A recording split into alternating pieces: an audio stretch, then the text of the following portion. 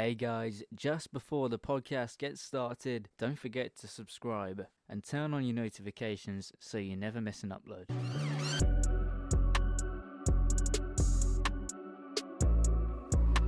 Hello everybody and welcome back to the Yellow Squared podcast. I'm apologising in advance. You can probably tell from my voice I'm a little bit ill at the moment, so I spent Sunday recovering from the illness that's going around at the moment, and so we're recording on the Monday evening. James, how are you doing after the weekend? You've had a whole extra day to reflect on the 1-0 win over Rotherham, and we've had some transfer news after January has finished. So how are you doing? Hey mate, yeah, I'm really good, thank you. Sorry you were feeling a bit rough yesterday. It looks like I'll be doing a bit of the heavy lifting this week on the talking wise. Mate, I'm good. I would like to think that maybe it was the high octane, high tempo excitement of Saturday afternoon that sort of brought you down with these symptoms, or it might be the exact opposite of having to watch whatever that was served up on Saturday by both teams in the horrible wet weather, which brought you down with that cold. But yeah, mate. Other than that, no, I'm all right. And it's always exciting to have some new signings appear to get people talking and build a bit of the excitement back up. But I'm laughing and joking. I'm in a good mood. Why wouldn't I be? Watford got 3 points at the weekend, so yeah, that's all we could have asked for, I guess.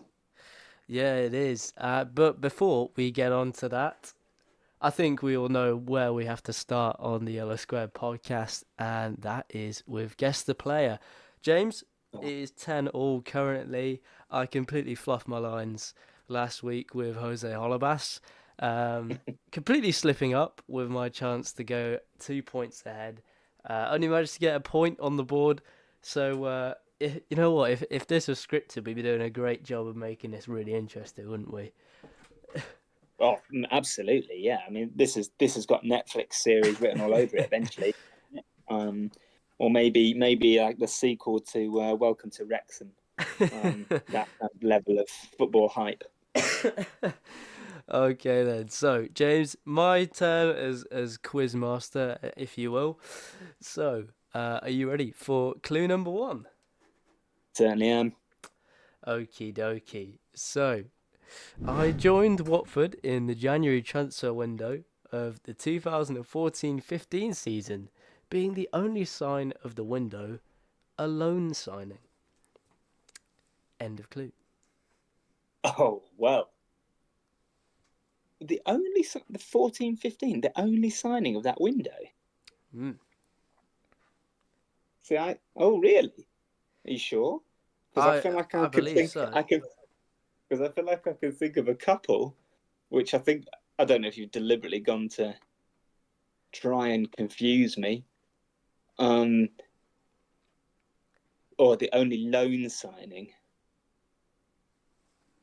I think I've got the answer, I mean, and if you want to stab in the dark, I'll let you go for it.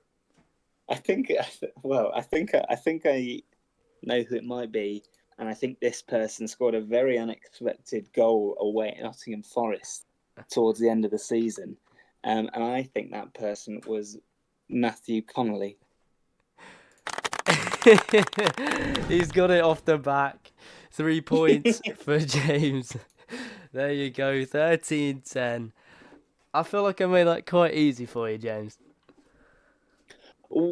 Yeah, I just want to ask, and maybe the listeners will back me up on this one.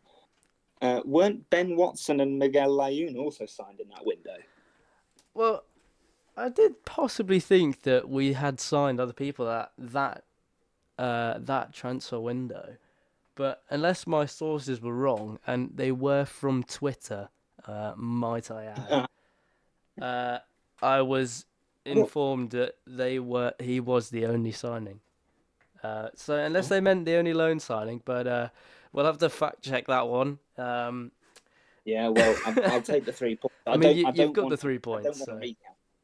I don't want to recount at all. So yeah, I'll take it. But I think the aficionados out there may have some questions. I can But I'll take it. sense a lot of angry comments coming already. Yeah, I mean, did you want to hear clue 2 and 3? I mean, always happy to talk about Matthew Connolly, mate. So yeah.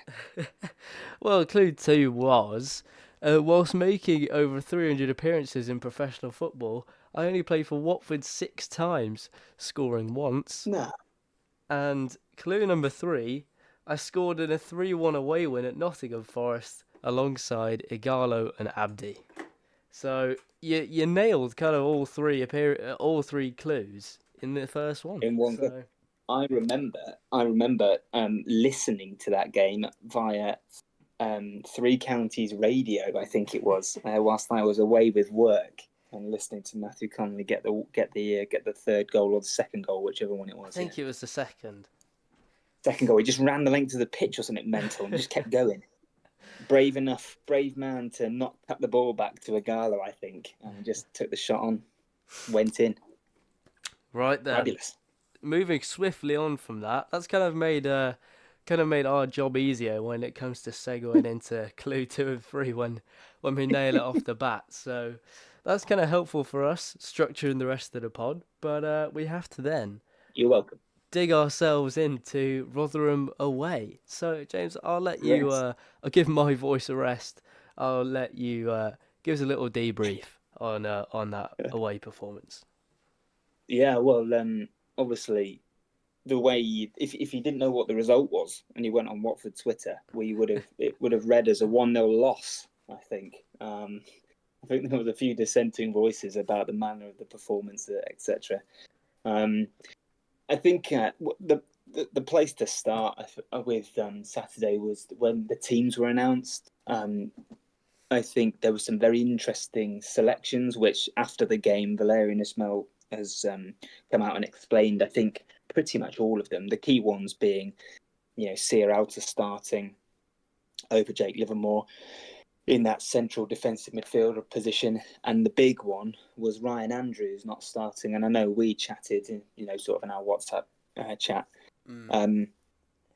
before the game, eyebrows raised, lots of talk about tiredness and rest and fatigue in Ryan Andrews' legs before the game, and you kind of thought that with the performances being where they were at, Norwich and previously, you would have thought that Andrews had the rest needed, and clearly not. So Dele Bashiru came in and started, and the other notable incoming was Mattie Pollock for the suspended Porteous. So I think before the game, I might be wrong and jump in, mate, but I think we were a little bit sort of unsure about how the team was going to set up and how they were going to play. And I think lots of Watford fans were hoping for a nice, confident performance to get a win against, possibly one of the weakest Championship sides in a while. Hope I'm not being too disrespectful to Rotherham there, but I don't. They haven't been very good this season, unfortunately, which is a shame because we've been to Rotherham quite a few times, and I know you've got some connections with Rotherham, mate. But they've really struggled, haven't they, this season? Yes, yeah, I think so. And the performance just didn't really get going. It was an extremely scrappy game.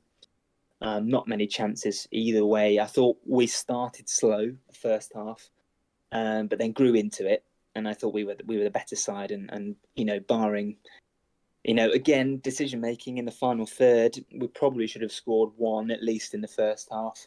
But there's an argument that we should have scored two, with Ken Sema going through down the left and Asprilla deciding to try and cut the ball back to Rajovic, which is mental considering one scored a, what was he, 50, 60,000 yard strike in the week. And the other one with a tap in on the line. But, so I thought decision making in the final third let us down again. And ultimately, it was a moment of quality from Asprilla, who has looked really good in the last couple of games, which decided it. And I was hoping that after we scored the goal, it would give us a bit of confidence and we'd go on and push for the second. But that didn't really happen, and we ended up just really kind of defending the goal for the last 10 minutes, which, barring one, I think from memory, good header from Morrison, from Rotherham, free header where he headed it into the ground and over the bar. They didn't really trouble us too much, and we ended up with the 3 points and the clean sheet, which I was happy with. I felt relieved at full time. I don't know how you felt. I thought I was just pleased we'd gotten through it. I sort of reflecting on the result and listened to a lot of the podcasts from various Watford creators out there, and sort of lots of different views. And I think looking at it with regards to who we were playing, the conditions, the state of the pitch, I don't think we were ever going to get a sort of a demolition job that we did to them at the start of the season. It was always going to be scrappy. We saw what Val has done in the past when we're in a bit of a rut. He goes very pragmatic, very defensive, and just tries to get the result and get us back on track. So, in the light of day, I'm not too sure what we could have expected other than grinding out a result just to get ourselves back on track. But definitely, I think some talking points from the game, certain performances, and a few bits to dissect. But I don't think you can turn your nose up at the fact that we did get the 3 points. We got a clean sheet, and Rotherham have got a decent history against bigger sides at their stadium this season, taking points off Leeds and Ipswich, etc. So they know what they're doing at home. So yeah, I think that's me ranting long enough. If there's anything in there that you wanted to pick up on, mate, or talk to. Yeah, I think they're all valid points, really. And I'd agree on most of them. I do think it was a very scrappy game. Obviously, Rotherham, it always would have been the case that we'd have to sort of weather the storm a little bit for the first 15, 20 minutes because they're going to come flying out the blocks. They're chasing survival. They're desperate to stay in the championship for another season. They made a lot of investment over the summer, for Rotherham really. Broke their transfer record twice, so they've clearly tried to invest in the squad and stay in the league. So naturally, they're going to want to stay up, and it's always going to be difficult, especially going to the New York Stadium around this point of the year. The pitch was terrible again. It really does seem like the clubs in Yorkshire just have awful pitches in the Championship. Sheffield Wednesday, you know, Yeah, might have been more useful as like a tennis court or something rather than a football pitch. And Rotherham was really no better. Yeah, I think the overall story of the game really, sorry, really was just we were under a bit of pressure. We then started to take control of the game. A lot of poor decision making going forward again. Then there was quite a lot of nothing, if I'm being honest. We take the lead for another bit of world class quality from Asprilla. It's twice in a week that yeah, he's really turned it on, and stuck it in the net from an incredible distance at Norwich, and then just the half volley to just smash it in. Rotherham is special as well. So yeah, a bit of quality. I think that's what separated us, really. But yeah, not too much else to add really. I don't think, James. It's just like you said, a first win in 8 in all competitions. So naturally, Val's likely to be pragmatic in that situation, and it showed really, didn't it? yeah, We it were a did. lot more defensively minded, and Yeah, uh, yeah, but I think we're gonna have a slight chat about some of those strange substitutions and people playing in really odd positions. Oh, I think so, and I think so. Just before we get into that, I think it's also worth noting that obviously that means we've done the double on Rotherham Mm. this season. So 6 points picked up against Rotherham, and last season we only managed with two draws, didn't we? So Yeah, yeah. we haven't necessarily done particularly well against Rotherham in recent seasons. So just another thing to bring out. But Mm. yeah, those performances. Who do you want to start with, and and what do you want to get into? Well, I think we've got to start with the real underperformers, um, and I think only one sticks out in memory to me, and that's got to be R9, Mileta Rajovic. I'm struggling now. We had this chat a couple of weeks ago, didn't we, James? We spoke Yeah. about how this is, with Bio out, this is now Rajovic's chance to prove Mm. himself in the championship with a run of games starting. And as far as I'm concerned, he's completely throwing it away. It was possibly one of the worst performances from a number nine I've seen in football. Uh, it just in terms of hold up play, jumping for the ball, he just got bullied by, was it Morrison, and the Yeah. other centre back. He completely got bullied.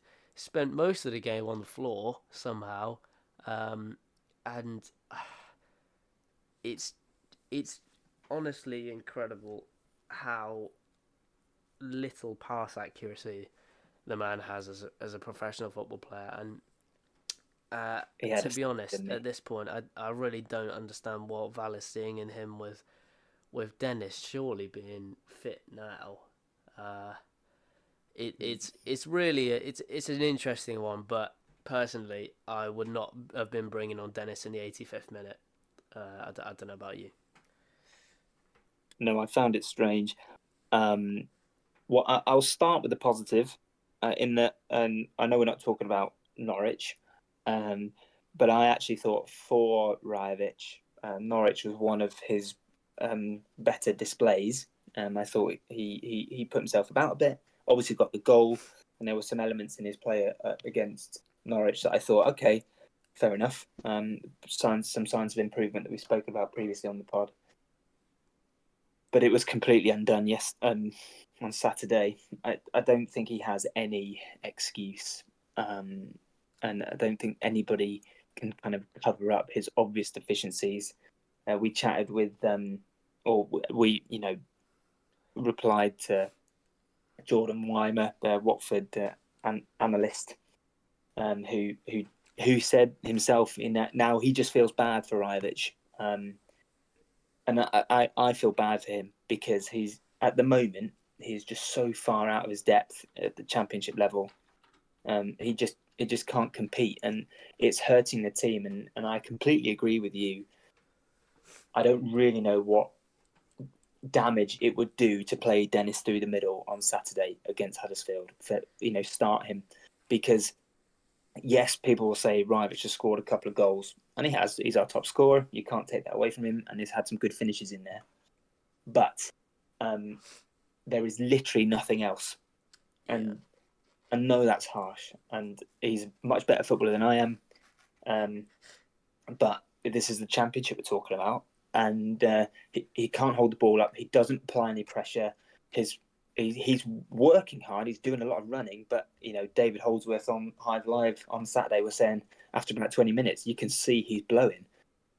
I really think that what he needs is protecting, and he needs a good pre-season. I thought about this. Do you remember when João Pedro signed and he had that pre-season? He came back. yeah, Was it something like 10 kilograms heavy or something like that? yeah, A good pre-season, and then he can attack from there. yes, I yeah, just feel like he's now chasing everything, because a run of however many games he played in whatever days it is now, he's going to get tired. He's going to get fatigued. He won't be able to maintain the tempo and pace of the game.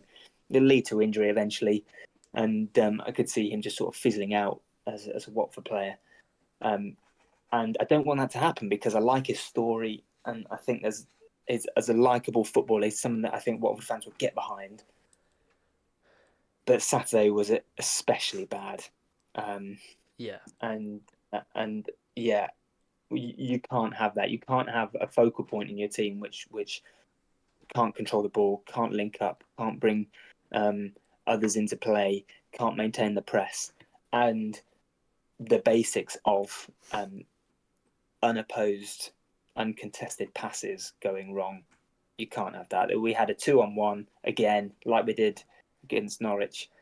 yeah, All he had to do was, play the ball, and Tom Ince was through, and he just passed it straight to the, Rotherham centre half. yeah, yeah, So, yeah, and a little bit of a rant again from me. Sorry, but I was really disappointed with his performance on yeah, Saturday, and yeah. it will just hurt us and him in the long run if it continues. Yeah, yeah, absolutely. And interesting there, you mentioned Tom Ince. I felt like he's another player that, as a Watford player, his performances recently. Well, I say performances recently. Uh, his performances this season have, on the whole, been severely disappointing. I thought at the start of the season, we were talking about Tom Ince being this experienced winger that knows what he wants to do in the final third. He could potentially be that player that can develop the youngsters in the league, sort of show them Mm. how to really punish teams. He has a great goal record against everyone, including Rotherham. So, but yeah, he's massively tailed off, and I think it shows really sorry, on Saturday, um, the volley which he puts basically into Sheffield, from the edge of the box, and then dribbling the ball out, uh, completely away from any pressure, in our Yeah, defensive third, and it's so disappointing to see such an experienced player have such a severe tail off. But he's just another player that has massively underperformed, alongside Rajovic, and again, it's not a player that I would consider to stay at Watford next season. Um, yeah, I don't think I don't think they can carry on with him in the future. no, I agree on that one. He just looks to me like a player that needs to have a run of games and just be playing week in, week out to become more and more dangerous. And the bit part job that he's got with Watford at the moment, and clearly fulfilling that role of, well, I know you're experienced and you're going to work hard, so I'll be able to deploy you anywhere. I mean, at left back It just at one point on doesn't Saturday. suit. Yeah, yeah. Val went for the old stick four centre halves on and build everyone else around that, didn't he? Which we did against Yeah. QPR, and that nearly backfired. But yeah, no, I agree with you on Tom Ince. I don't think he will want to stay at Watford next season either, to be honest. No, no. But then on the counter side to that, James, I think there are some players in that team, especially on Saturday, that uh, Mhm. did put in a good performance, and two players that immediately spring to mind. Obviously, Yaser Asprilla, 2 goals in a week, looks more and more dangerous as the championship season unfolds. I thought at times this season he's looked very raw, um, very. He has a tendency to drift in and out of games, but more often than not, be out of it. But recently, it's almost like the Ismail Kone switch, isn't it? Where Yeah, randomly bit of confidence. he just became a different person, a different player, and hopefully that's what Asprilla has happened to him, because at the moment he's playing fantastically well, scored 2 unbelievable goals in the space of a week, and is probably just about uh, confirmed his transfer to Brighton in the summer. Uh, Yeah. Anything to add Yeah. on No. Asprilla? No, mate. No. It's another really good performance, and just proving the difference at the moment in the Watford Yes, side. yeah. He's just got a little bit of stardust. I will say that I do still think there's elements of his game which are a little bit raw, Yeah. and I think he just needs to learn at times just to be a bit more ruthless. I know I'm saying that as he's literally laced 2 shots into the goal in a week from distance and with power. But there's been other opportunities um, recently where you just want him to strike the ball. And I think with goals comes that confidence, and he'll Mm. just start doing that more and more regularly. He's not the finished article. And there's a part of me, and I'm ready for this to be chucked back at me in the summer or come the 1st of September. There's a part of me that doesn't think he'll move on this summer. I think Mm. the fee would have to be extremely good um, for both club and player to decide. And also, if you're a big club, because he's going to be looking at a top European side, I would Yes, suspect, or a yes. European side in European competition. I would suspect that would want to try and sign him. He's more than likely to go out on loan anyway. So if you know that he's going to be playing regularly in high intensity, high tempo football in England, well, why not just sort of sit on him a little bit? Um, Yeah. so it's a little bit of an aside to the conversation we were going to have today, but no, I think he's going to be around a little bit longer than maybe somewhat fans think. But yeah, no, a really good performance. And can I chuck another name Yeah, in go there ahead. that did really well? I don't think you can ignore how good Mattie Pollock was. Yeah, that was the other name that I was just about to bring up. So Oh, glad we're on great the time. same wavelength about that. Yeah, I think Matty Pollock, since sort of quashing the transfer rumours in January and having a run of games in the side, has really not just come on as a football player, but has really come on as a likable guy around Watford. The Watford fans seem to love him at the moment. Yeah, And you know yeah, when right. it comes to the out of favour Porteous, particularly who's on suspension at the moment, I think this is now a chance for Pollock to really cement himself in that Mm. centre back partnership. Yeah, and it was a good game for Matty Pollock, and I mean that in the nicest sense that it was proper old fashioned centre back work, wasn't it? Yeah, Balls are going to be coming into the box, and it requires a big, aggressive header, yeah, and he was just everywhere on Saturday. Great performance, and barring injury, he'll start on Saturday against Huddersfield, and I would suspect he'd have another good game on uh, on Saturday. It feels like yeah, he's just become really dependable and solid. And I don't know what you think, but I feel like he now kind of understands his game. He's relatively happy that he can't make the passes that Wesley Hoot can, but he knows that. I feel like he understands that he's got players that he can just lay the ball off to in front of yeah, him to his right side or just back to, and he just knows that he can just settle into, just being that sort of solid centre back that allows yeah, Wesley to play out from the back. So yeah, mate, that's a real positive that I thought was there on Saturday. yeah, yeah. I think this isn't really what we'd set out to speak about on the podcast today, but I think Matty Pollock works fantastically well. However, um, as he is, on the right hand side, he's not particularly fastest player. I think he'd benefit far more from having Andrews as a right back than Deli Bashiru. Obviously, Ismail is Mm-hmm. sort of monitoring Andrews' fitness, and he's not started for Yeah, about 3 or 4 games now, and yeah, he only came on in the 85th minute on Saturday. So I feel yeah, like we'll start to see Andrews back in at right back soon. yeah, But I think with Andrews' pace, it will be very nice for Pollock at least to have someone that can yeah. cover him behind him. and mop up anything. Yeah. A bit like Walker does at City. But Yeah. yeah, that would be Yeah. beneficial for the defence. Uh, No. yeah, to build on that momentum, build on the clean sheet from Saturday. Build on the clean sheet. Any other And standouts for you, James? just probably two really quick ones, actually, Yep. if I can. The first one was, I know we've spoken about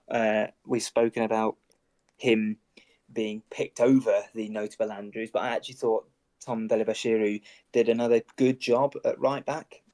We spoke in our combinations pod, didn't we, that we thought that someone like Tom Delabashiru and Chakvetadze, their problem is that they're so versatile and they do a decent job wherever they're played. Hmm. I thought Tom did okay. He was good. Obviously, kept a clean sheet. He isn't a right back, Yeah. but I thought he dealt with most of the situations pretty well. And the benefit that you've got from having him in that position is he can just take the ball in relatively tight spaces and at least get out of trouble, and Yes. lay the pass off. So I thought he had another good game in a position that isn't his primary role. And the person who I thought had a low key bad game and is on a bit of a bad game streak is Jamal Lewis. I Hmm. don't know what you thought. I thought just he had another underwhelming game, and I Yes. think Yeah. I'm going to try and dig out the tweet that I sent out on my personal account at the start of the season, where I think I just asked somebody. I asked if somebody would mind spending a bit of time teaching Andrews how to take a throw in properly. But it's just come back. I just want him to be able to. Even his throw-ins seem a little bit half-hearted at the moment. I just want Yeah. to give him a shake and say, "Come on, mate, you're Hmm. playing professional football. You should be having a great time." He just Yeah. looks so tentative at the moment, doesn't he? Yeah, he seems to be struggling. Yeah, it was that joke, to be honest, at the start of the season that I've never seen him sprint before, um, and I still feel like I've never seen the guy properly seem like he really cares about playing for Watford. I appreciate he's on loan from Newcastle, but yeah, it does seem a bit half-hearted at the moment for Jamal Lewis. I don't know why that is. But perhaps after that injury he had, he's just feeling his way back into the side. Obviously, before that, he was working really well with Ken Sema on that left hand side. So Yeah, yeah, maybe if that link up starts to happen again, you never know what we'll see. But yeah, it does seem like there's been quite a few disappointing performances in a row now, where he's conceding a lot of chances. He doesn't seem to track his runners very well, and even going forward, it doesn't seem to be quite the finished article that we were seeing at earlier points in the season. Um, but yeah, other than that, it's been just on the whole quite a disappointing spell for Lewis, and hopefully he can yes, turn things around come the end of the season. yeah, yeah, Okay then, James. Just a bit of interesting transfer news before we end off the podcast for this week. Uh, so about an hour and 10 minutes ago, the transfer news broke of Mamadou Doumbia, the 18-year-old Malian striker. He is a 6'3", 18-year-old left-footed striker who joins Watford on a 6-year deal. So, James, I don't know about you, but I was straight on YouTube. Never heard of the guy. Straight on YouTube, looking for the goals and assists and and sort of key moments in his games, highlight reels, as you do for I imagine pretty much every single signing that yeah. it is made for any club ever. But he looks like a decent little player. What are you thinking about this signing? Definitely one for the future. Definitely one for the future. Clearly seems like a pretty exciting signing, exciting prospect. A bit like yourself, I was straight on the internet having a look around, seeing what people are saying, and Plenty of Twitter accounts, not just Watford, not Watford associated accounts either. Sort of European scouting sites talking about the fact that he's come to Watford and that they've been watching him for a long time, as a real prospect and as someone that I know, sort of only 17, 18 years old, but playing in AFCON under 17, scoring plenty of goals. I think it's something crazy. He's got 8 goals in 9 appearances for Mali under 17 or something. Yeah, something like that. So I've got no idea. With the greatest respect to Malian or African continental football at under 17 level, how good that is. But he clearly knows where the goal is, and Yeah. at 6'3", exciting. And that one feels like, could it be that they are now potentially trying to target players for a system, for a long-term project? Now my head says don't be stupid. Mr. Potso just sees another check in a few years' time from Brighton, but there's a part of me that really wants to believe that. So yeah, real cool. And it's what the club has done well for the past couple of years, is to go and find these players from obscurity. Football Manager players know that Black Stars is always a place to go and scout as a footballing team in Mali for those gems. So yeah, mate, I'm excited. It's cool. Good signing. Hopefully we'll get a decent return from him. Yeah, I did see some of the goals and some of his link up play, and he looks like he can really trap the ball well, with the defender on his back, which is something that we're severely lacking at the moment, in the striker sort of situation. I feel like potentially he could be one of those players that needs a couple of loans in the next few seasons when he joins in July or whenever it is. So I wouldn't expect to see him possibly in the side next season. But like you say, you know what I mean. Hopefully this is the start of what we're building in a uh, a long term system, which I would be very happy with. A decent little rebuild finally. Mm. So yeah, I'll be very happy if that is the case. But even if it is just a cash grab and another check for the Pozzos, hopefully that will at least mean he will bring a good return to Watford for the time he's at the club, and he will bring in a substantial transfer fee when he leaves. But other than that, uh, he looks to be an exciting player, and yeah, I'm looking forward to seeing him at the Vic eventually. Yeah, fingers crossed. Absolutely. So that is everything for this week on the Yellow Squared podcast. We really do hope you have enjoyed. Apologies for being a day late. Don't worry if you are watching this on YouTube. This was out perfectly on time, and you're none the wiser. But unfortunately for those audio listeners, yeah, we apologise for being a day late. I was basically sleeping all of Sunday, so couldn't really record a podcast then. But yes, we will be back after Huddersfield next Saturday, and yeah, we'll catch you again very soon. Take care, guys.